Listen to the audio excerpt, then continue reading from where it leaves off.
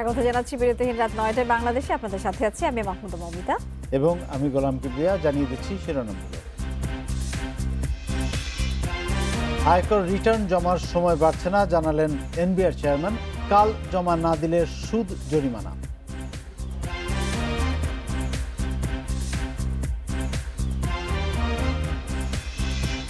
বঙ্গবন্ধুর ভাস্কর্য নিয়ে বিভ্রান্তির প্রতিবাদে সারা দেশে বিক্ষোভ, আলোচনায় সমাধানের আশা ধর্ম প্রতিমন্ত্রী।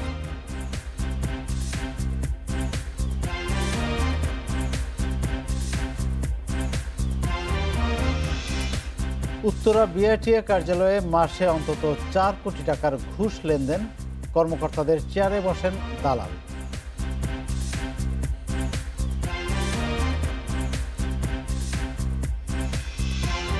শিরোনামগুলো শুনছিলেন, জানাচ্ছি বিস্তারিত। আয়কর দেওয়ার সময় বাড়ছে না। আগামীকাল সোমবারই রিটার্ন জমা দেওয়ার শেষ সময়। সকালে রাজধানীর সেগুনবাগিচায় রাজস্ব ভবনের সংবাদ সম্মেলনে সাফ জানিয়ে দিলেন এনবিআর চেয়ারম্যান আবু হেনা মোহাম্মদ রহমতুল মুনিম। এদিকে শেষ মুহূর্তে রিটার্ন জমা দিতে অফিসগুলোতে করদাতাদের উপচে পড়া ভিড়। এতে করোনা সংক্রমণের ঝুঁকি বাড়ছে বলে মনে করেন করদাতারা। সোমবারই শেষ হচ্ছে সময়, তাই রিটার্ন জমা দিতে কর অফিসগুলোতে উপচে পড়া ভিড়। এবার করোনার ঝুঁকি এড়াতে মেলার পরিবর্তে কর অফিসেই মাসব্যাপী বিশেষ সেবা দিচ্ছে এনবিআর। তবে এমন পরিবেশে করোনা সংক্রমণের ঝুঁকি বাড়ার আশঙ্কা করছেন করদাতারা। তাদের মতে সময় বাড়ালে এমন ভিড় এড়ানো যেত। এখানে গ্যাদারিং বেশি মেলা থেকে, মেলা এত গ্যাদারিং ছিল না, এবং আমি মনে হয় যে মেলায় করলেই করোনা ভাইরাসের কম হতো, এখানে করোনা ভাইরাস বেশি হবে। গ্যাদারিং বেশি করোনার কারণে, যেটা আপনার মেলা স্থগিত করা হয়েছে, কিন্তু কোনো লাভ হয় না। ভিড় বেশি হলেও কর্মকর্তাদের সেবায় খুশি বেশিরভাগ করদাতাই। সবাই খুব সুন্দর সুষ্ঠুভাবে রিটার্ন জমা দিচ্ছে এবং ওনারা খুব সুন্দরভাবে কাজ করতেছে, রিটার্ন জমা নিচ্ছে, সার্কেলগুলো খুব অ্যাক্টিভ। মেলাতে যে সুবিধাটা পাচ্ছি এখানেও একই সুবিধা দিচ্ছে, খালি ব্যাংক ছাড়া। যারা করদাতা তাদের কিন্তু অর্থে কিন্তু দেশের উন্নয়ন হচ্ছে, তাদের সম্মান অবশ্যই অনেক বেশি। তারা যদি কোনো কারণে রিটার্ন রেডি করতে না পারেন এবং তারা প্রেসক্রাইব ফর্মে যদি আমাদের কাছে অ্যাপ্লিকেশন করেন সময়ের জন্য, আমরা খুবই লেনিনলি সেটা দেখব। রিটার্ন জমার সার্বিক পরিস্থিতি নিয়ে রোববার সকালে সংবাদ সম্মেলন করেন এনবিআর চেয়ারম্যান। জানান ২৬ নভেম্বর পর্যন্ত রিটার্ন জমা হয়েছে ১৩ লাখ, যা গত বছরের একই সময়ের চেয়ে কিছুটা বেশি, যদিও এবছর কর আদায় কমেছে। আমাদের কর সেবা যত স্বচ্ছ হবে, যত আধুনিক হবে, তত করদাতাদের কর প্রদান সহজ হবে, তত তারা কর প্রদানে উৎসাহিত হবে, আগ্রহী হবে, এবং আমাদের আলটিমেট রেজাল্ট যেটি যে করের আওতা বৃদ্ধি পাবে। এনবিআর চেয়ারম্যান জানান, নিয়ম মেনে যারা আবেদন করেছেন বা করবেন তারা রিটার্ন জমা দেওয়ার জন্য বাড়তি সময় পাবেন। কর কর্মকর্তারা আবেদন যৌক্তিক মনে করলে বিলম্ব সুদ দিতে হবে না। আইন অনুযায়ী সময় মতো পরিশোধ না করলে প্রদেয় আয়করের ২% পরিমাণ সুদ দিতে হয়। এবার তো ইন্ডিভিজুয়ালের কাছ থেকে আমরা কম ট্যাক্সের লোড কমিয়ে দিচ্ছি, ট্যাক্সের লোড কমিয়ে আদায় করতে চাই, সো স্বাভাবিক যে আদায়, এবং এটাতে আমাদের কোনো দুঃখবোধ নাই। আমরা চাই সবাই রিটার্ন জমা দিক, সবাই কিছু না কিছু ট্যাক্স দিক এবং সেই ট্যাক্স দেওয়ার প্র্যাকটিসের মধ্যে আসুক। এনবিআর চেয়ারম্যান জানান, টিআইএন থাকা সত্ত্বেও যারা রিটার্ন দেবেন না তাদের জরিমানা করা হবে। Ruhul Amin, independent news, Dhaka. এ নিয়ে আরও আলোচনা করতে রাজধানীর শ্যামলী থেকে সরাসরি যুক্ত আছেন জাতীয় রাজস্ব বোর্ডের কর কমিশনার আব্দুল মজিদ। এই যে এবার সময় বাড়ানো হলো না, মানে ৩০ নভেম্বরের শেষ সময় যেটি আগে ঘোষণা ছিল সেটি রাখা হচ্ছে, এই বিষয়টিকে কিভাবে দেখছেন? অনেকে চাইছিলেন যে করোনার সময় কিছুটা সময় বাড়ানো হোক, আপনার ব্যাখ্যাটা জানতে চাচ্ছি। হ্যাঁ, ধন্যবাদ আপনাকে। আপনি নিশ্চয় জানেন যে কোভিড-19 এর কারণে আসলে অনেকে ধারণা করতেছিলেন যে হয়তো বা সময়টা বাড়বে, কিন্তু আসলে আয়কর আইনে এই ধরনের কোনো সুযোগ নাই বিধায় আমরা যেটা লক্ষ্য করেছি যে আয়কর মেলার পরিবর্তে আয়কর মেলার আবহ তৈরি করে প্রত্যেকটা কর অঞ্চল তারা নিজ নিজ দায়িত্বে কর মেলার আবহে কিন্তু আমরা সেবা দেওয়ার চেষ্টা করতেছি। এবং দেখবেন আপনারা উপচে পড়া মেলায় আয়কর রিটার্ন যেভাবে গ্রহণ করা হয়েছিল তা একইভাবে আমরা আয়কর এই অফিসগুলোতে আমরা রিটার্ন গ্রহণ করতেছি, করদাতাদেরকে সেই ধরনের সেবা প্রদান করতেছি। তাৎক্ষণিকভাবে রিটার্ন আমরা গ্রহণ করে প্রাপ্তি স্বীকারপত্রগুলো দিয়ে দিচ্ছি।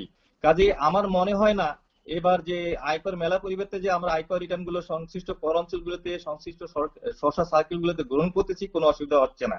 তবে হ্যাঁ, যদি ৩০ নভেম্বর মধ্যে আয়কর রিটার্ন দাখিল করতে না পারে কোনো সংগত কারণে, যৌক্তিক কারণে, তাহলে সেক্ষেত্রে আমরা আয়কর আইনের যে বিধানগুলো আছে, জরিমানা বা সরসুদের বিধানগুলো, এই বিধানগুলো আমাদের কর কর্মকর্তারা অবশ্যই বিবেচনায় আনবেন এবং আমরা হয়তো সেই জরিমানাগুলো মওকুফ করার ব্যবস্থা করব।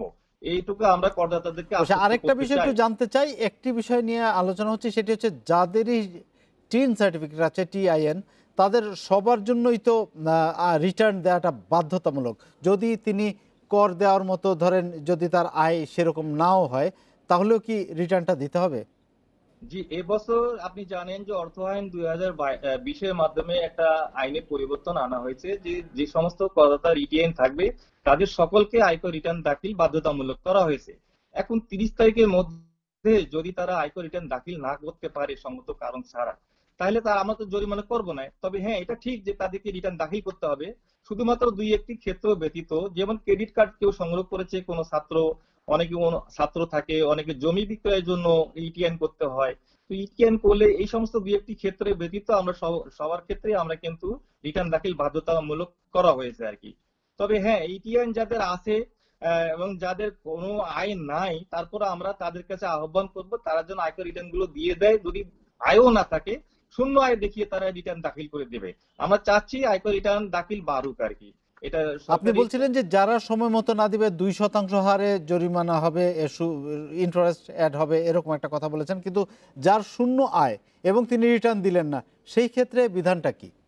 সেক্ষেত্রেও তাদের যৌক্তিক কারণ থাকতে হবে যে হ্যাঁ, আমার আয় ছিল না বলে আমি রিটার্ন দিই নাই। তবে আমরা সেক্ষেত্রে এগুলো বিবেচনায় নিয়ে আসবো, কারণ গণহারে সবাইকে তো আমরা জরিমানা আরোপ করতে পারবো না। তবে আমরা চাই করদাতারা যাদের ইটিআইএন আছে তারা সবাই রিটার্ন দাখিল করুক। তবে হ্যাঁ, যাদের একবারে শূন্য আয়, যাদের কোনো আয় নাই, যেমন যারা 1 লাখ টাকা সঞ্চয়পত্র কিনতে গিয়ে যাদের ইটিএন খুলতে হয়েছে, এমনও দেখা গেছে গৃহিণী যারা গ্রামের মহিলা আছে যাদের সঞ্চয়পত্রের উপর দিয়ে তাদেরকে সংসার চালাইতে হয়। আবার যাদের 1% 2% জমি বিক্রয় করতে গিয়েও দেখা গেছে যে ইটিআই নিয়ে জমি বিক্রয় করতে হয়েছে।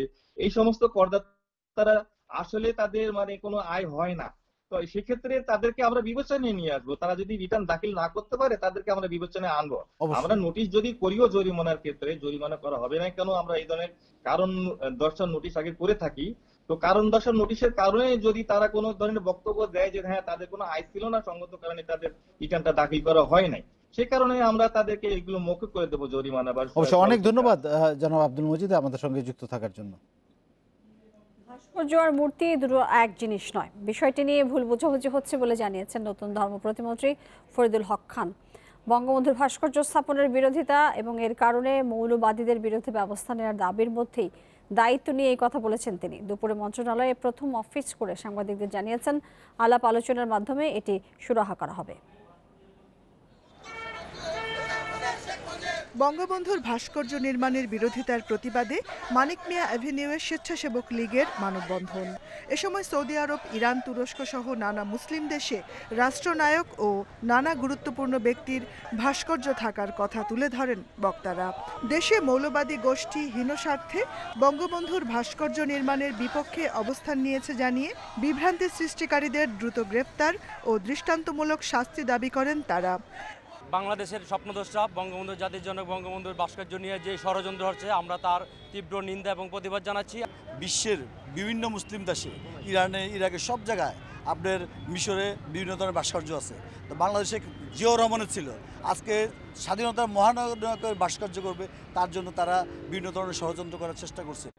রোববার দায়িত্ব নেয়ার পর সচিবালয়ে এ বিষয়ে কথা বলেন নতুন ধর্ম প্রতিমন্ত্রী ফরিদুল হক খানও। তিনি জানান, জাতির জনকের ভাস্কর্য স্থাপনের বিষয়টি আলাপ আলোচনার মাধ্যমে ঠিক করা হবে।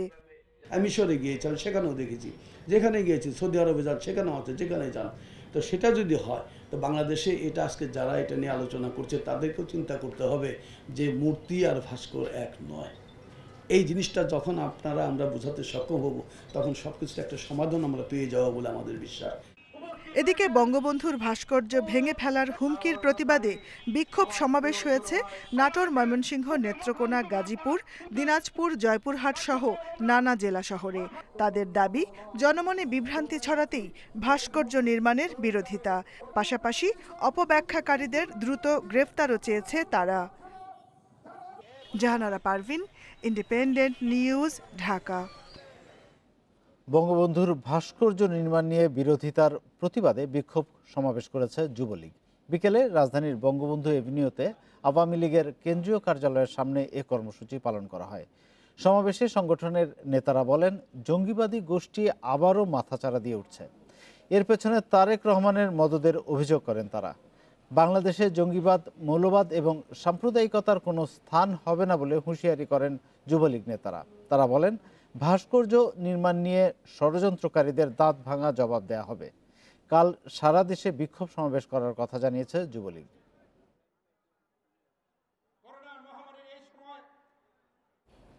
নিজস্ব বলয় তৈরি করতে কমিটি গঠন করা যাবে না বলে জানিয়েছেন আওয়ামী লীগের সাধারণ সম্পাদক ওবায়দুল কাদের। রোববার সকালে সরকারি বাসভবনে নিয়মিত ব্রিফিংয়ে এসব কথা বলেছেন তিনি। ওবায়দুল কাদের বলেছেন, জেলা সম্মেলনের আগে উপজেলা, ইউনিয়ন এবং ওয়ার্ড পর্যায়ে কাউন্সিলের মাধ্যমে কমিটি গঠন করতে হবে।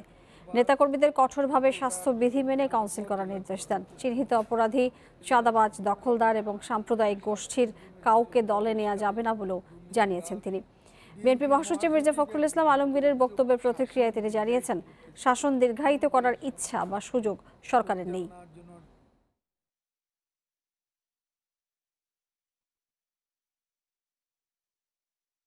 কাউন্সিল আয়োজনে কঠোরভাবে স্বাস্থ্যবিধি মেনে চলতে হবে। কমিটি গঠনের ক্ষেত্রে দলে ত্যাগী, নিবেদিত প্রাণ নেতাকর্মীদের মূল্যায়ন করতে হবে। নিজস্ব বলয় তৈরি করতে মাইম্যান দিয়ে একটা কমিটি গঠন করা, এটা পরিহার করতে হবে। বঙ্গবন্ধু রেল সেতু নির্মাণের মধ্য দিয়ে বাংলাদেশ হবে প্রাচ্য ও পাশ্চাত্যের সেতুবন্ধন। সারা দেশে গড়ে উঠবে রেল যোগাযোগ নেটওয়ার্ক। যমুনার উপর বঙ্গবন্ধু রেল সেতু প্রকল্পের ভিত্তিপ্রস্তর স্থাপন করে একথা বলেছেন প্রধানমন্ত্রী শেখ হাসিনা। তিনি আশা প্রকাশ করেছেন, দেশের অর্থনৈতিক উন্নয়নে ভূমিকা রাখবে এই রেল সেতু। 1998 সালে বঙ্গবন্ধু সেতু চালু হওয়ার পর নানা সীমাবদ্ধতা নিয়ে যমুনার উপর পারাপার হয়ে আসছে রেল। এবার উত্তর ও পশ্চিমাঞ্চলের ট্রেন যোগাযোগ নির্বিঘ্ন করতে বঙ্গবন্ধু সেতুর 300 মিটার উজানে নির্মাণ হচ্ছে পূর্ণাঙ্গ রেল সেতু। 4.8 কিলোমিটার সেতুটি নির্মাণ করবে জাপানি ঠিকাদারি প্রতিষ্ঠান। জাইকার সহযোগিতায় 16,780 কোটি টাকা ব্যয়ে রেল সেতুটি নির্মাণ কাজ শেষ হবে 2024 সালের আগস্টে। গণভবন থেকে বঙ্গবন্ধু শেখ মুজিব রেলওয়ে সেতু নির্মাণ প্রকল্পের উদ্বোধন করেন প্রধানমন্ত্রী শেখ হাসিনা। তুলে ধরেন বাংলাদেশ বিনির্মাণে জাপানের অবদান। বিএনপির ধ্বংস করা রেল ব্যবস্থা আওয়ামী লীগ সরকার পুনরুজ্জীবিত করেছে বলেও উল্লেখ করেন প্রধানমন্ত্রী। রেলকে প্রায় গলা টিপে হত্যা করতে গিয়েছিল বিএনপি সরকার। আমরা এসে এখন আবার তাকে জীবিত করেছি এবং রেলই এখন মানুষের সবথেকে ভরসা। এখন সব কিছুই আমরা দেখতে পাচ্ছি, রেল সেই সুযোগটা মানুষকে করে দিচ্ছে, যা আমাদের অর্থনীতিতে বিরাট অবদান রাখবে বলে আমি মনে করি। আর্থিক সচ্ছলতা বৃদ্ধিতে উত্তর পশ্চিমাঞ্চলের যোগাযোগ ব্যবস্থা বিশেষ ভূমিকা রাখবে বলে মনে করেন সরকার প্রধান। দক্ষিণ এশিয়া সেতু বন্ধন হতে পারে বাংলাদেশ, এমন পরিকল্পনাও জানান শেখ হাসিনা। এশিয়ান রেলওয়ের সাথে যখন আমরা সংযুক্ত হয়ে যাব, এটাও আমাদের জন্য বিরাট। আমাদের দেশের আভ্যন্তরীণ আর্থসামাজিক উন্নতি তো হবেই, এবং আঞ্চলিক ও আন্তর্জাতিকভাবেও আমরা আরও সংযুক্ত হতে পারবো, যা আমাদের দেশকে ভবিষ্যতে আরও উন্নত করবে। ডুয়েল গেজ ডাবল ট্র্যাকের এই সেতুটি হবে দেশের সবচেয়ে বড় রেল সেতু। এর উপর দিয়ে 100 কিলোমিটার বেগে দুটি ট্রেন একসঙ্গে চলাচল করতে পারবে। অনিমেষ কর, ইন্ডিপেন্ডেন্ট নিউজ, ঢাকা। রাজধানীর বাতাসে ভাসছে সীসা, ক্যাডমিয়াম, দস্তা সহ ক্ষতিকর 10টি ধাতব পদার্থের কণা। এই তথ্য ঢাকা বিশ্ববিদ্যালয়ের রসায়ন বিভাগ, পরমাণু শক্তি কমিশন এবং যুক্তরাষ্ট্রের আইওয়া বিশ্ববিদ্যালয়ের গবেষকদের। তারা বলছেন, নগরীর অন্তত 88 স্থানে বায়ু দূষণ বেশি। দূষণ নিয়ন্ত্রণে রাখতে না পারলে করোনা সংক্রমণ আরও বাড়বে বলে আশঙ্কা তাদের। তেজগাঁও থেকে মহাখালীমুখী সড়কে বিজি প্রেসের কাছে চলছে ইউলুপ নির্মাণের কাজ। রাস্তা খোঁড়াখুঁড়ির পাশাপাশি খোলা অবস্থায় বালু ও মাটি আনা নেওয়া হচ্ছে। একই সড়কে 7 রাস্তার কাছে তিতাস গ্যাসের লাইন সংস্কারের কাজও চলছে উন্মুক্তভাবে। ফুটপাত ও সড়কের অর্ধেক অংশ জুড়ে রাখা হয়েছে বালু, পাইপ ও আবর্জনা। রাজধানীর এই সড়ক গণপরিবহন ও অন্যান্য যান চলাচলের কারণে দিনের বেশিরভাগ সময় ব্যস্ত থাকে। যানবাহনের ধোঁয়া আর রাস্তার ধুলা মিলেমিশে অতিষ্ঠ করে তুলেছে এলাকাবাসীকে। সমস্যা হচ্ছে যে মূলত বাতাসের কারণে যে ধুলাবালুগুলো এগুলো আমাদের নাকে কানে আসতেছে, প্লাস দোকানের পরিবেশ ইয়ারটা ময়লা হয়ে যাচ্ছে আর কি। আজকে প্রায় 15 দিনের অধিক সময় ধরে এখানে বালুগুলো রেখে দিয়েছে। আমাদের চোখে এখন পর্যন্ত এখানে পানি দেওয়ার মতো কোনো ব্যবস্থা আমরা দেখিনি। ধোঁয়া ধোঁয়ায় ধূসর মিরপুর। শুকনো মৌসুমে এই দূষণের কবলে পড়ে বনশ্রী, বেড়িবাঁধ, কল্যাণপুর, মহাখালী, যাত্রাবাড়ি, সায়দাবাদ, কদমতলী সহ রাজধানীর বেশিরভাগ এলাকা। সম্প্রতি বায়ু দূষণ বন্ধে 9 দফার নির্দেশনা বাস্তবায়নের পদক্ষেপ গ্রহণের নির্দেশ দিয়েছে হাইকোর্ট, যার মধ্যে রয়েছে মাটি, বালু, বর্জ্য ঢেকে পরিবহন, নির্মাণ সামগ্রী ঢেকে রাখা, কালো ধোঁয়া নিঃসরণ করা গাড়ি জব্দ। গবেষকেরা বলছেন এমন নির্দেশনা মানছে না কেউই। সরকারি, বেসরকারি ও ব্যক্তি পর্যায়ে দূষণ বন্ধে রয়েছে উদাসীনতা। দুইটা সিটি কর্পোরেশনের ভালোভাবে উদ্যোগ নিয়ে প্রচুর পরিমাণে পার্টি সিট আর নো সিট অ্যাটলিস্ট 2বার করে সরকার যেসব জায়গায় বড় বড় কনস্ট্রাকশনগুলো করতেছে সেগুলো সরকার কন্ট্রোল করবেন, আর আমরা ব্যক্তিগত উদ্যোগে যেসব পলিউশনগুলো করতেছি আমরা সেগুলো করব। তো হাইকোর্ট থেকে বারবার রায় দিয়ে আমাদের খালি মনে করায় দিচ্ছেন যে আমাদের এই কাজটা করা উচিত, কিন্তু আমরা সেটা করতেছি না। রাজধানীর 88টি জায়গার বাতাসে ভয়াবহ মাত্রায় সীসা, ক্যাডমিয়াম, দস্তা, ক্রোমিয়াম, নিকেল, আর্সেনিক, ম্যাঙ্গানিজ ও কপার শনাক্ত করেছেন পরমাণু শক্তি কমিশন ও ঢাকা বিশ্ববিদ্যালয়ের গবেষকেরা। চিকিৎসকরা বলছেন শ্বাসতন্ত্রে সংক্রমণ আগের চেয়ে বাড়ছে। এছাড়া নগর জুড়ে এমন বায়ু দূষণ থাকলে ভয়াবহ রূপ নিতে পারে করোনা সংক্রমণ। আমাদের দেশে ধুলাবালি তো ড্রাই সিজনে বেশি হয়, তো সেই সিজনে কিন্তু আমাদের বক্ষব্যাধিতে আউটডোরে রোগীদের সংখ্যা অনেক বেড়ে যায়। এয়ার পলিউশন বাড়লে বর্ন যে ডিজিজগুলো, লাংসের যে রোগগুলো, সেগুলো কিন্তু তুলনামূলক গত বছর যা ছিল এবার আরেকটু বাড়বে। বিশ্বব্যাংক বলছে ঢাকার বায়ু দূষণের 58 উৎস ইটভাটা, ধুলা ও গাড়ির ধোঁয়ায় দূষণের হার 26%। তবে পরিবেশ অধিদপ্তর বলছে এবছর প্রায় 450 অবৈধ ইটভাটা বন্ধ করা হয়েছে। নির্মাণ সামগ্রী ঢেকে রাখার নির্দেশনা দেয়া হয়েছে। Shahriar Anirban, independent news, Dhaka. মাসে কম করে হলেও 4 কোটি টাকার ঘুষ লেনদেন হয় বাংলাদেশ সড়ক পরিবহন সংস্থা BIWT এর উত্তরের আঞ্চলিক কার্যালয়ে। ড্রাইভিং লাইসেন্স ইস্যু আর পরীক্ষা নিরীক্ষা ছাড়াই গাড়ির উপযুক্ততা বা ফিটনেস সনদ দেওয়ার জন্য এই টাকা নিচ্ছেন সরকারি দপ্তরটির কিছু কর্মকর্তা, কর্মচারী আর 12 জন দালাল। ঘুষের টাকায় কেউ করেছেন বাড়ি গাড়ি সম্পদ, কেউ বা উন্নত দেশে পড়াচ্ছেন তাদের সন্তানদের।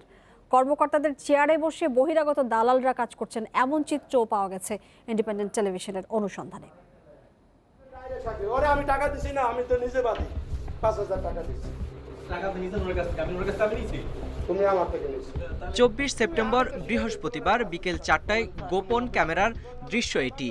ঘুষের বিনিময়ে গাড়ির ফিটনেস করতে সহকারী রাজস্ব কর্মকর্তা আব্দুস সালাম ও জহিরুদ্দিন বাবর তর্কে জড়ান। এক পর্যায়ে ঘুষ লেনদেনের কথা স্বীকার করছেন তারা। গত বছর থেকে ঘুষ খাইতেছি, একটা গাড়ি পর্যন্ত পাইতেছি না, আমি পয়সা নিয়ে খাই, আমার ভালো জানতে আছে। উত্তরার আঞ্চলিক কার্যালয়ের এসব অনিয়ম খুঁজতে 15 অক্টোবর অনুসন্ধানে নামে ইন্ডিপেন্ডেন্ট টিম। দুপুর 12টায়ও অফিসে পাওয়া যায়নি সহকারী রাজস্ব কর্মকর্তা সালামকে। পরে 12 নম্বর সেক্টরে নিজের নির্মাণাধীন এই 8তলা বাড়ির সামনে পাওয়া যায় তাকে। কিভাবে বাড়ির মালিক হলেন তা জানতে চাইলে এড়িয়ে যাওয়ার চেষ্টা ছিল তার। আমার বাড়িতে একটা ছাদ হইছে। এবার নজর ফিটনেস শাখার 204 নম্বর কক্ষের দিকে। ক্যাপ পরা এই ব্যক্তির নাম সবুজ। বিআরটিএ কর্মকর্তাদের চেয়ারে বসে কাজ করলেও তিনি মূলত দালাল। এভাবে সুহেল, ফাহাদ, শামসু, বাবুল, আসলাম সহ কর্মকর্তাদের সঙ্গে কাজ করেন 10 থেকে 12 জন। মোটরযান পরিদর্শক সৌরভ ও ফিটনেস শাখার প্রধান শেখ ইমরানের সঙ্গে আতাত করে কাজ করার অভিযোগ রয়েছে তাদের বিরুদ্ধে। অনিয়মের টাকায় শেখ ইমরান তার ছেলেকে পড়াচ্ছেন কানাডায়, আছে এমন অভিযোগও। ক্যাপ মাস্ক পরাতেন না, উনি তো আমাদের এমপ্লয়ি না। আমাদের তো নির্দেশনা দেওয়া আছে, কেউ চেয়ার টেবিলে পাওয়া গেলে সেই কর্মকর্তাই দায়ী। গত 14 জুন ঢাকা মেট্রো 14 46 82 ও 13 72 63 এই নাম্বারের সিএনজিগুলোর ফিটনেস দেয়া হয়েছে SMS এর মাধ্যমে, যা দালালদের মাধ্যমে সনদ দিয়েছেন মোটরযান পরিদর্শক সৌরভ সাহা। তো এটা তো আমাদের কাছে থাকবে, এটা আপনার কাছে থাকবে, এটা তো আমাদের অফিসিয়াল কপি। এই আবেদনপত্র আমাদের অফিসিয়াল কপি। আমার কাছে থাকার কথা আসলে না, এটা তো আমাদের কাছে থাকবে। অনুসন্ধানে দেখা গেছে গত 14 জুন একদিনেই বিআরটিএ উত্তরা সার্কেল থেকেই ফিটনেস দেয়া হয়েছে 1128টি গাড়ির, যা রীতিমতো অবিশ্বাস্য।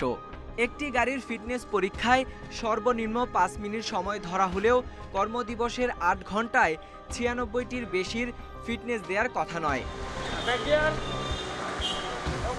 অনুসন্ধানের তথ্য, অবৈধভাবে ফিটনেসের জন্য প্রতিটি প্রাইভেট কার ও সিএনজি অটোরিকশা পিছু নেওয়া হয় 2 থেকে 2,500 টাকা। একইভাবে প্রতিটি বাস 10,000, ট্রাক ও কাভার্ড ভ্যানে 4 থেকে 5,000 টাকা ঘুষ দেওয়ার অঘোষিত নিয়ম। দিনে 40 ভাগ গাড়ি পরীক্ষা নিরীক্ষা করে ফিটনেস দেয়া হলেও বাকি 60 ভাগ থেকে দিনে ঘুষ নেওয়া হয় অন্তত 10 লাখ টাকা। আবার ড্রাইভিং লাইসেন্সের জন্য আগ্রহীদের কাছ থেকে 5 থেকে 6,000 টাকা নেয়ার অভিযোগ আছে। প্রতিদিন অন্তত 200 ড্রাইভিং লাইসেন্স অবৈধভাবে দেওয়ার হিসাব ধরা হলেও ঘুষ লেনদেন হয় 11 লাখ টাকা, যা মাসে প্রায় 2 কোটি টাকায় দাঁড়ায়। সকাল থেকে পর্যন্ত হয়রান, এখানে বসে রয়েছে, এখানে যাই ওখানে যাই, ঠিক আছে, কাগজ দিয়ে বসে থেকে আবার যাওয়া লাগে। লাইনে আমরা দাঁড়ায় আছি, আর লাইনের পাশ দিয়ে আপনার ভিতরে লোক ঢুকতেছে, বলছে না ভিআইপি গেস্ট। ঘুষ অনিয়মের বিষয়ে বিআরটিএ চেয়ারম্যানের পক্ষে কথা বলেন এক পরিচালক। বা আপনি যে বিষয়গুলো বললেন, এই বিষয়গুলো নিয়ে আমাদের কাছে ডকুমেন্টেশন সহ বা এরকম সুনির্দিষ্ট বিষয়ক সহ কোনো অভিযোগ আমাদের কাছে নাই। অনিয়ম আর ঘুষ নিয়ে গণমাধ্যমে খবর হলে বিআরটিএতে কিছুদিন কড়াকড়ি চললেও এক সময় সবকিছু আবার ফিরে যায় আগের অবস্থায়। Sohel Rana, independent news, Dhaka. ছেলের সঙ্গে ঝগড়ার নাটক সাজিয়ে বাবাকে ফোন, তারপর মুক্তিপণ হিসেবে মোবাইল ব্যাংকিংয়ের মাধ্যমে টাকা আদায়। ময়মনসিংহ থেকে 4 বছর ধরে এ কাজ করছিলেন অভিযুক্ত বিনিয়ামিন। সম্প্রতি তাকে গ্রেপ্তারের পর এসব তথ্য দিচ্ছে গোয়েন্দা পুলিশ। তারা বলছেন, এ টাকায় 25 বছর বয়সে 9টি বিয়ে করেছে এই ব্যক্তি। সম্পর্ক আছে 25 থেকে 30 তরুণীর সঙ্গে। সমস্যা হয়েছিল শুনছেন কিছু? ওই যে মোবাইলটা ভেঙে ফেলেছিল, আপনার ছেলে কিছু বলে নাই? অচেনা একটি নম্বরে ফোন করে একজনকে ফাঁদে ফেলার চেষ্টা করছেন বিনিয়ামিন। এভাবেই 26 নভেম্বর গাজীপুরের ব্যবসায়ী সাদত হোসেন সুজনের কাছ থেকে হাতিয়ে নেন 20,000 টাকা। আমার ওয়াইফের ফোন রিসিভ করে না, তখন আমার মনের ভিতরে আরো বেশি হয়ে গেল, সন্দেহ কারো হইলো, কেন ফোন রিসিভ করতেছে না, কেন 20,000 টাকাও পাঠানোর পরে কিছুক্ষণ পরে আমার বাসা থেকে ফোন আসার পরে আমি জানতে পারি যে আমার ছেলে আমার বাসায় আছে। এ অভিযোগ পেলে তদন্ত শুরু করে ডিএমপির গোয়েন্দা cyber and special crime division. জানতে পারে ময়মনসিংহের ত্রিশালে বসে এ কাজ করে যাচ্ছেন বিনিয়ামিন নামে এক ব্যক্তি। পরে অভিযান চালিয়ে তাকে গ্রেপ্তার করা হয়। তার বিরুদ্ধে 4টি মামলা আছে, তার মধ্যে একটি অস্ত্র মামলাও আছে, 2টা চুরি মামলা আছে, প্রতারণা মামলাও আছে। এবং এছাড়াও তার কাছ থেকে আমরা জেনেছি সে বিভিন্ন সময় সুযোগ মতো মানুষের কাছে প্রতারণা করে এবং প্রতারিত করে সে টাকা উপার্জন করে। গোয়েন্দারা বলছেন, মোবাইল ফোন অপারেটরদের প্রথম দিকের নম্বর টার্গেট করে ক্রমাগত ফোন করতে থাকেন বিনিয়ামিন। কেউ ফোন ধরলেই বলেন তার ছেলের সঙ্গে ঝগড়ার এক পর্যায়ে নিজের দামি ফোন ভেঙে ফেলেছে, নগদ টাকা না দিলে ছেলেকে ছাড়া হবে না। বিশ্বাস করাতে ওই ব্যক্তির ছেলে সেজে কান্নাকাটি করতেন আরেক সহযোগী, আর এভাবেই মোবাইল ব্যাংকিং এর মাধ্যমে আদায় করতেন টাকা। মোবাইলে ফোন দিয়ে ওই যে বলতো মোবাইল নিয়ে সমস্যা, ঝগড়া লাগছে বা মারামারি লাগছে, এরকম একটা কিছু বললে পরে ওর গার্জেনের কাছ থেকে টাকা নিতে। গোয়েন্দারা জানাচ্ছেন 25 বছর বয়সেই 9টি বিয়ে করেছেন বিনিয়ামিন।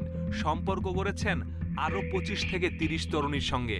এসবের খরচ জোগাতেই 4 বছর ধরে করেছেন এসব প্রতারণা।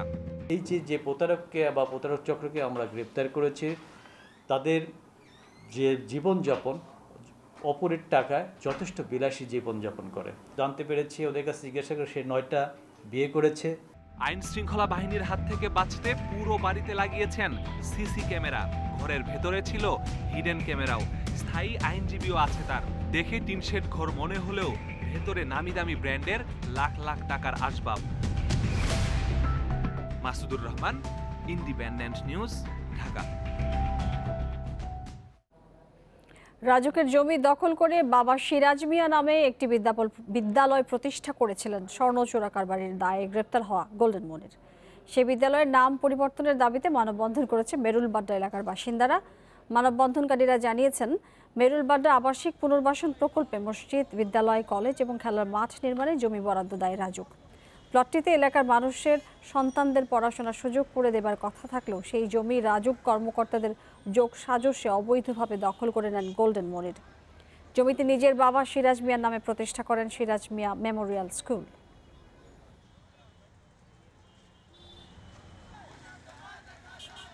জনগণের স্কুল, জনগণ মালিক থাকবেন এবং সাধারণ ছেলে মেয়ে লেখাপড়া করবেন। সরকারি জমি তার নিজের নামে বরাদ্দ নিয়ে সেই কাজ করছে, এটা তো সে অন্যায় করছে। সুষ্ঠু বিচার চাই, যেন একটি গোল্ডেন মনি না হতে পারে। শুধু সরকারি খাতেই নয়, সমাজের সব স্তরেই দুর্নীতি আছে বলে মন্তব্য করেছেন দুর্নীতি দমন কমিশন দুদকের চেয়ারম্যান ইকবাল মাহমুদ। তবে আগের চেয়ে দুর্নীতি কিছুটা কমেছে বলে ধারণা তার। সকালে গণমাধ্যমের কাছে এক ভিডিও বার্তায় এসব কথা বলেন তিনি। শুধু সরকারি খাতে তা না, সর্বব্যাপী দুর্নীতির বিস্তৃতি রয়েছে, এতে কোনো সন্দেহ নাই। সমস্যা আছে, দুর্নীতি আছে, এবং দুর্নীতির ব্যাপারে আমরা যেমন কঠোর, সরকারের পলিটিক্যাল কমিটমেন্টটাও কঠোর। সে কঠোরতার কারণে আমি মনে করি দুর্নীতির মাত্রা যতটুকু বলেছে অতটুকু না হলেও কিছুটা অন্তত কমেছে বলে আমার ব্যক্তিগত ধারণা। এলপি গ্যাসের দাম নির্ধারণ না করায় এনার্জি রেগুলেটরি কমিশনের চেয়ারম্যানের বিরুদ্ধে আদালত অবমাননা রুল জারি করেছে হাইকোর্ট। বিচারপতি মজিবুর রহমান মিয়া এবং বিচারপতি মহিউদ্দিন শামীমের বেঞ্চ এই আদেশ দিয়েছেন। গত 25 আগস্ট গণশুনানির মাধ্যমে এলপি গ্যাসের মূল্য নির্ধারণ এবং সিলিন্ডারের গায়ে তা লেখা থাকবে এই নির্দেশ দিয়ে 30 দিনের মধ্যে প্রতিবেদন জমা দিতে বিইআরসিকে নির্দেশ দেয় হাইকোর্ট।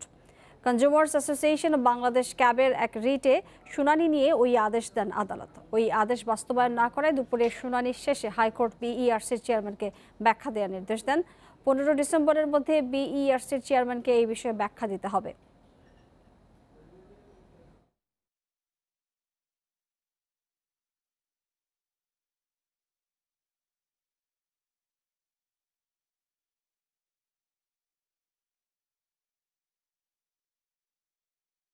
এবার খেলার খবর, শুরুতেই জানাচ্ছি শিরোনামগুলো। বঙ্গবন্ধু টি-20 কাপে কাল ঢাকা খুলনার বিগ ম্যাচ, হাতের চোটে আসর শেষ মুমিনুলের।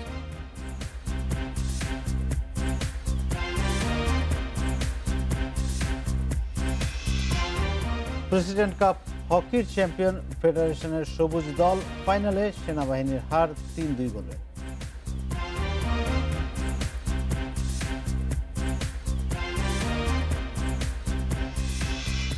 অন্যতম সেরা দলের তকমা নিয়ে বঙ্গবন্ধু টি-20 কাপ শুরুর পর টানা 2 ম্যাচ হেরেছে বেক্সিমকো ঢাকা। একই অবস্থা সাকিব রিয়াদের জেমকন খুলনার। ঘুরে দাঁড়ানোর ম্যাচে কাল মুখোমুখি হচ্ছে 2 ফেভারিট। মিরপুরে খেলা শুরু সন্ধ্যা 6:30টায়। এর আগে দিনের প্রথম ম্যাচে ফরচুন বরিশালের পরীক্ষা নেবে ছন্দে থাকা গাজী গ্রুপ চট্টগ্রাম। রাজশাহীর বিপক্ষে 2 রানের অতৃপ্তির পর চট্টগ্রামের কাছে 88 লজ্জা। ফেভারিটের তকমা যেন ক্রমশ পরিণত হচ্ছে বোঝায়। বড় নাম উদীয়মান, কেউ মেটাতে পারছে না পরিস্থিতির দাবি। ঘুরে দাঁড়াতে মরিয়া অধিনায়ক মুশফিক অনুশীলনে ছকে এনেছেন পরিবর্তন। ব্যক্তিগতভাবে কথা বলছেন সতীর্থদের সাথে। ঘুরে দাঁড়ানোর চ্যালেঞ্জে ঢাকার সামনে খুলনা।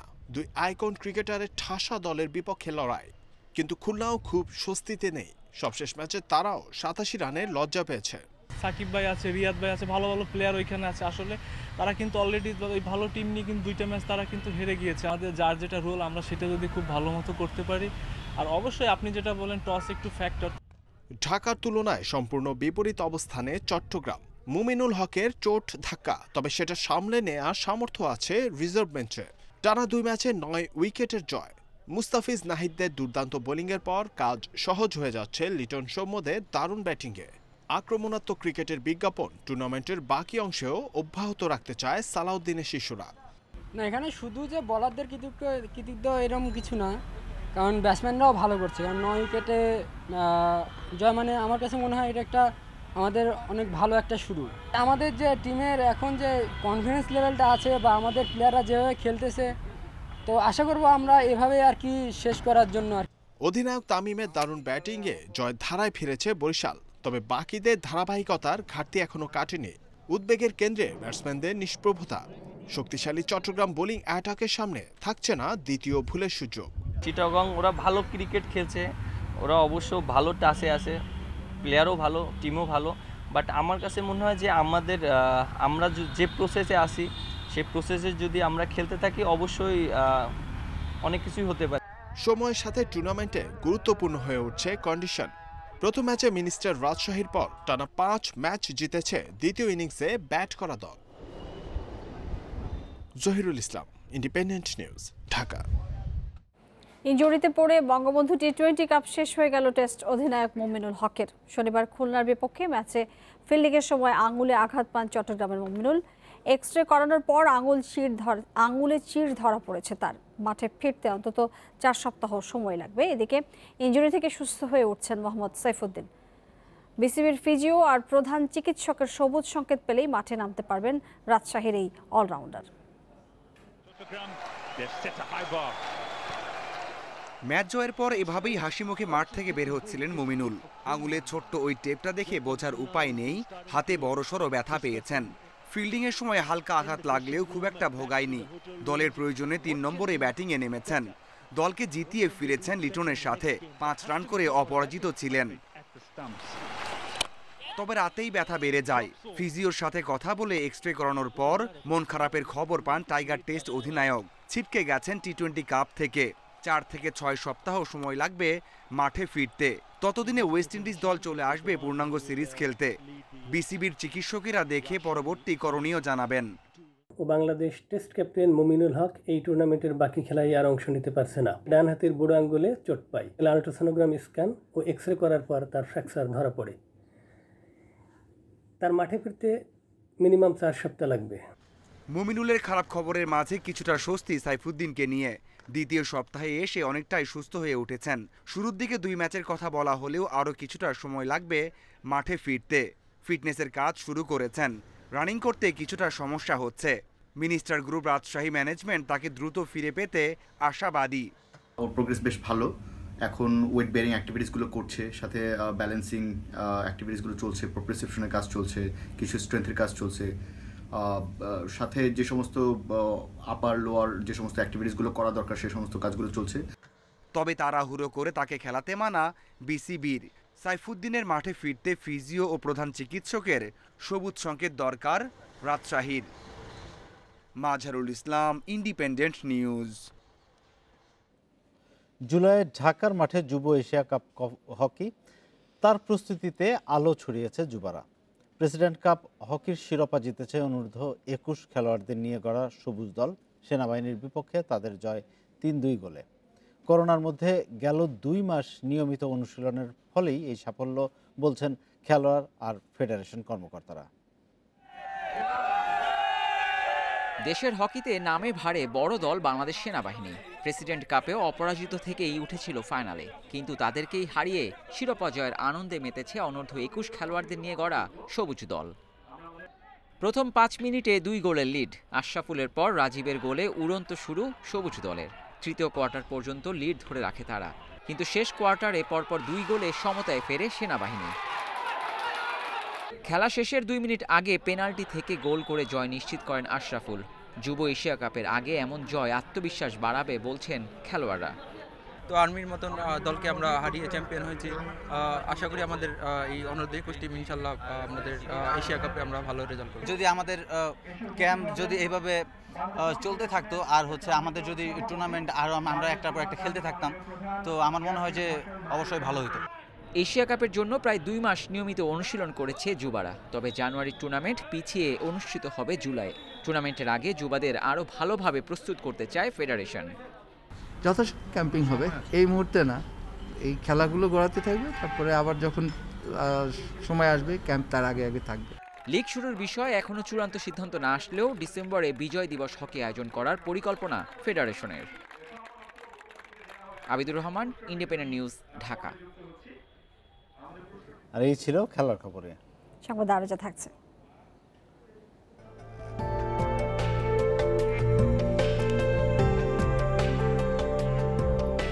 করোনায় ঘরবন্দি জীবনে বেড়েছে আত্মহত্যার প্রবণতা। 27 নভেম্বর পর্যন্ত জাপানে করোনায় মোট মৃত্যু 2087 জনের। অথচ শুধু অক্টোবরেই দেশটিতে আত্মহত্যা করেছেন 2153 জন। এদের মধ্যে নারীর সংখ্যাই বেশি।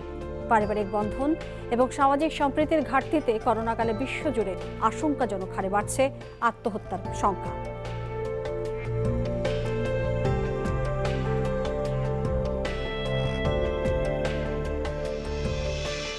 আর এই নিয়ে প্রতিবেদন থাকছে সংবাদের শেষ অংশে। চলে যাচ্ছে পরের খবরটিতে।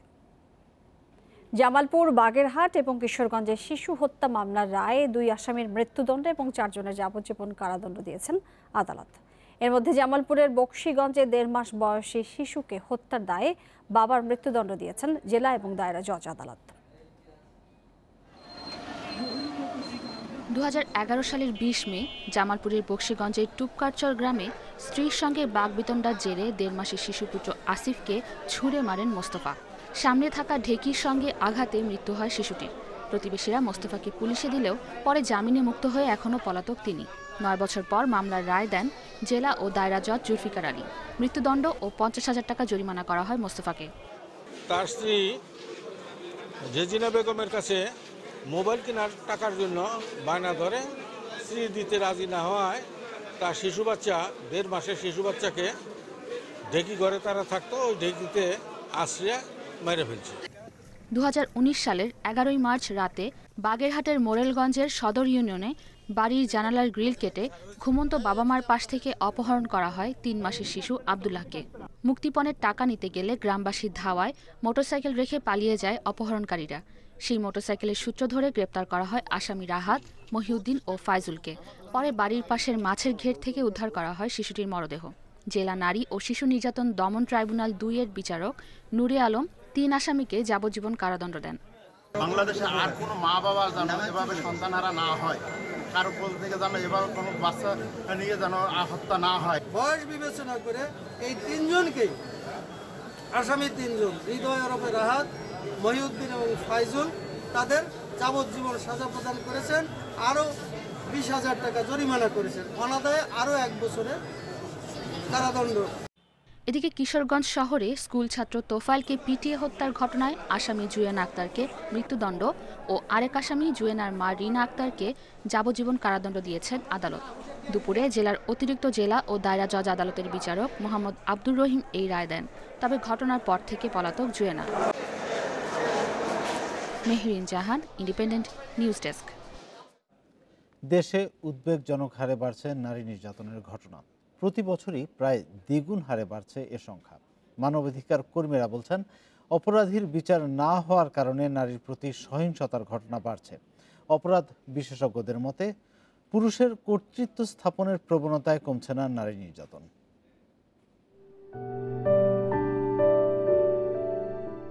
কঠোর আইন ও শাস্তির বিধান করেও নিয়ন্ত্রণে আসছে না নারী নির্যাতন অপরাধ। অক্টোবরে নারী ও শিশু নির্যাতন দমন আইন সংশোধন করে ধর্ষণের সর্বোচ্চ শাস্তি মৃত্যুদণ্ড করা হলেও কমেনি ধর্ষণের ঘটনা। আইন ও সালিশ কেন্দ্রের পরিসংখ্যান বলছে, সেপ্টেম্বরে দেশে ধর্ষণের ঘটনা ৮৬টি, যা অক্টোবরে বেড়ে ৩৭৪টি। এ সংখ্যা আগস্টে ছিল ১৪৮। ডিএমপির তথ্য অনুযায়ী ঢাকায় অক্টোবরে ধর্ষণের মামলা হয় ৮৫টি আর সেপ্টেম্বরে ৬০টি। গত ১০ মাসে দেশে ২৫০০-এরও বেশি নারী নির্যাতনের ঘটনা ঘটেছে।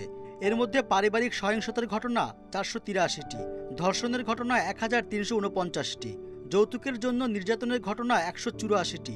সুপ্রিম কোর্টের হিসাব অনুযায়ী ২০১৯ সালে নারী ও শিশু নির্যাতনের ঘটনায় নিম্ন আদালতে বিচারাধীন মামলা ছিল ১,৬৮,৩৯৩টি। ২০২০ সালে তা বেড়ে দাঁড়িয়েছে ১,৬৯,৭৩৯টি। এই যে কোর্টের অচেনা গণ্ডিতে একজন নারীকে যেতে হয় এবং দীর্ঘদিন একটি আইনি লড়াইয়ের মধ্যে, এক্ষেত্রে আমাদের অবকাঠামোগত কিছু ত্রুটি রয়েছে।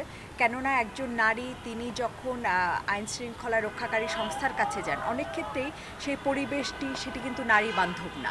আদালতের অচেনা গণ্ডি সেটিও কিন্তু নারী বান্ধব না।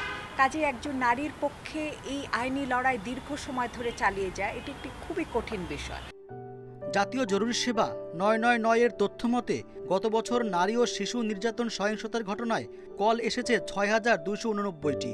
চলতি বছরের ১০ মাসে কল এসেছে ৭,৭৩৫টি। বিভিন্নভাবে ইন্টারন্যাশনাল কনভেনশনসগুলোতে উঠে এসছে, সেগুলো আমাদের শিক্ষা কাঠামোতে এখন পর্যন্ত আসলে ইনকর্পোরেট করা হয়নি। আমরা এখনও দেখছি না যে সেক্স এডুকেশন বা জেন্ডার এডুকেশনের মতো এডুকেশনগুলো আমাদের স্টুডেন্টদেরকে, আমাদের টিনেজ স্টুডেন্টদেরকে আমরা দিতে পেরেছি। সেই জায়গায় একটা বড় রিফরমেশন আমার মনে হয় দরকার আমাদের শিক্ষা কাঠামোতে। শক্তিশালী গণতন্ত্র, আইনের সঠিক প্রয়োগ আর সবার জন্য ন্যায় বিচার নিশ্চিত না হলে নারীর প্রতি সহিংসতা কখনোই কমবে না, এমনটাই মনে করছেন অপরাধ বিশেষজ্ঞরা। Rezwan Siddiqui, independent news, Dhaka. জাপানে এ পর্যন্ত করোনায় মোট মৃত্যুর চেয়ে শুধু অক্টোবরেই আত্মহত্যার সংখ্যা বেশি। দেশটির স্বাস্থ্য মন্ত্রণালয়ের হিসেবে ২৭ নভেম্বর পর্যন্ত করোনায় আক্রান্ত হয়ে মৃত্যু ২০৮৭ জনের।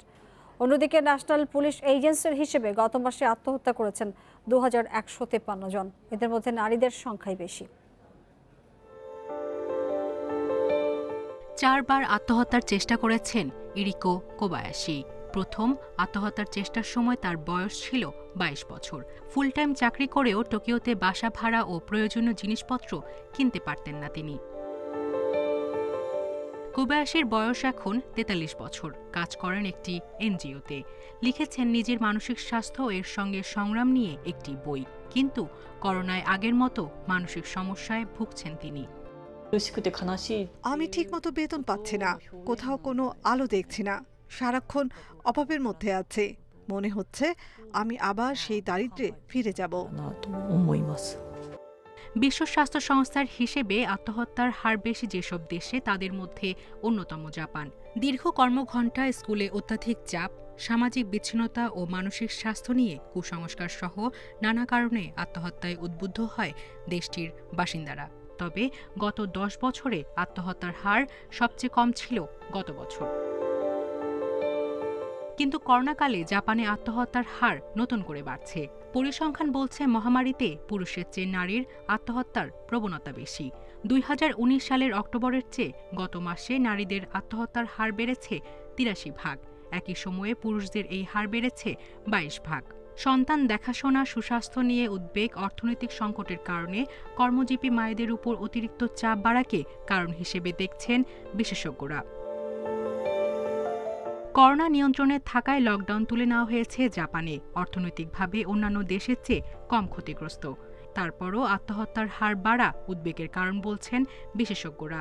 সেক্ষেত্রে বিশ্বে করোনায় ক্ষতিগ্রস্ত অন্যান্য দেশে আত্মহত্যার প্রবণতা আরও অনেক বেশি হতে পারে বলে মনে করেন তারা। সায়রা খান, ইন্ডিপেন্ডেন্ট নিউজ।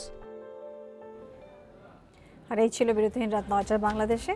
ইন্ডিপেন্ডেন্ট টেলিভিশনের সব খবর আরও বিস্তারিত জানতে চোখ রাখুন আমাদের ফেসবুক, ইউটিউব এবং টুইটারে। সাথে থাকার জন্য ধন্যবাদ।